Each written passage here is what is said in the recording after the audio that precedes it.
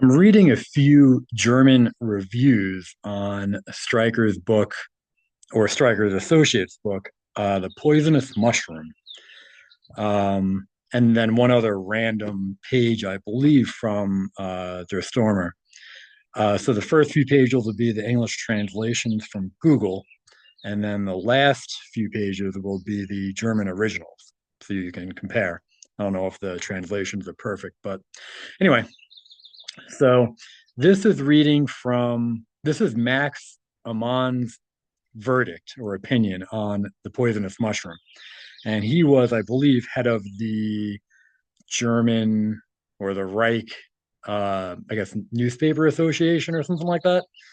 So I'm not too familiar with him, but he wrote, ignorance of the Jewish question has cost the non Jewish peoples rivers of blood and a sea of tears. Great German men before us have already gathered knowledge about the danger of Judaism, but they were unable to make it part of the knowledge of the entire German people because the Jew, with its devilish thousandfold propaganda, repeatedly killed this living truth. Nations and states have perished miserably because of this, and the German people too stood on the brink of the destructive abyss had Adolf Hitler not arisen for us, who led the already deeply buried truth about criminal Jewry to victory. It is of unprecedented historical significance that Adolf Hitler, when he once undertook his fight for the liberation of the German people, characterized the Jews in the first leaflet of his NSDAP as what they are, quote, the world plague. The leaflet about the elders of Zion at that time formed the first tool in the fight to achieve political power and implement the NSDAP program. Now, one cannot begin educating young people about the Jewish question by pointing out the international nation destroying criminal activities of the Jews. One must teach German youth how the Jew, disguised as a respectable citizen, begins to destroy the smallest but most valuable cell of the state, the family. One must tell the children and explain, using examples, how the Jew, according to his race, begins his criminal activities, be it as economic exploiters or racial exterminators, so that German youth are warned from an early age and, as grown men and women, learn to recognize the larger connections that have given the Jew power over peoples and states. If Gauleiter, Julius Streicher's newspaper, Der Stormer, has infinitely, meritoriously helped the National Socialist movement during the years of the struggle for power to open the eyes of the masses of the German people to the Jewish world plague, it will continue to do so just as tirelessly and successfully. Then the Sturmer Publishing House is bringing out a book for young people at the right time that presents the Jewish deception of the German people in an appealing narrative form. Even if the youth in our state today are being educated in National Socialist fashion in the Hitler Youth and the party's branches, too much time and effort cannot be devoted to enlightening people about the Jewish question. The Jews were the corruptors of the German nation. Their power in Germany has been broken, but not yet their power and their hatred in the rest of the world. We must be forever armed against this. German youth must know this because they once saw the great, beautiful German fatherland as Adolf Hitler's heir. The Sturm Verlag youth book, The Toxic Mushroom, by Ernst Heimer, with pictures by Phipps, belongs in the hands of every German boy and girl. But adults should also learn from it, because for the sake of Germany's future, they must not become lenient in teaching their children teaching their children again and again. The Jew is Satan in human form. He is the lie incarnate.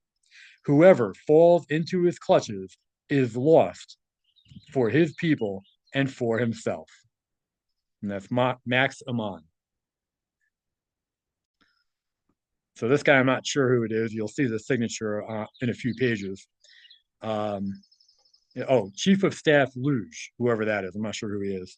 Dear Party Comrade Stryker, thank you very much for sending me the book, The Poison Mushroom. I am convinced that this work, in its uniqueness and its easy to understand style, is well suited to enlightening German youth on the Jewish question.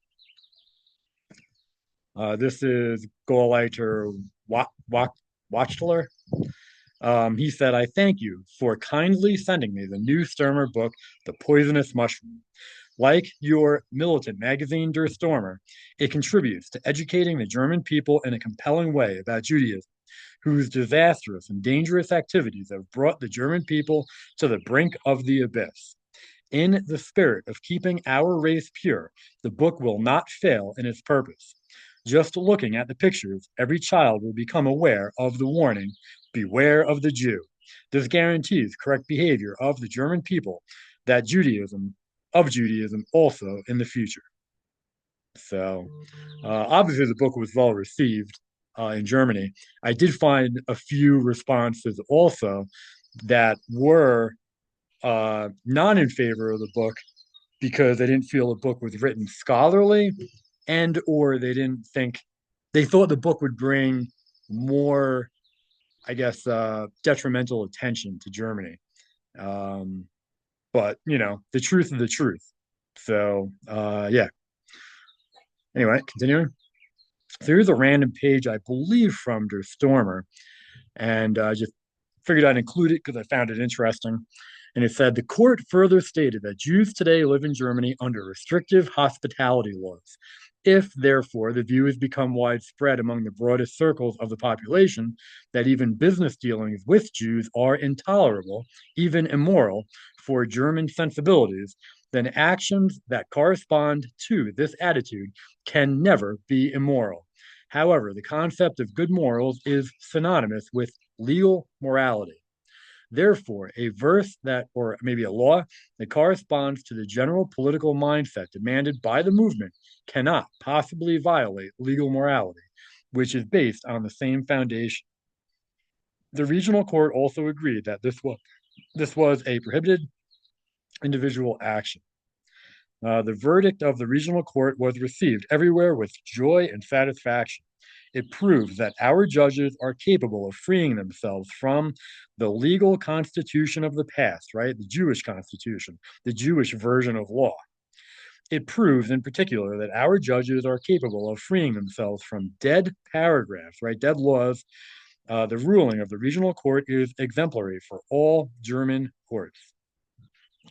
Then under that, it says Jews are not allowed in restaurants and movie theaters in Nuremberg. And it talks about that, I guess.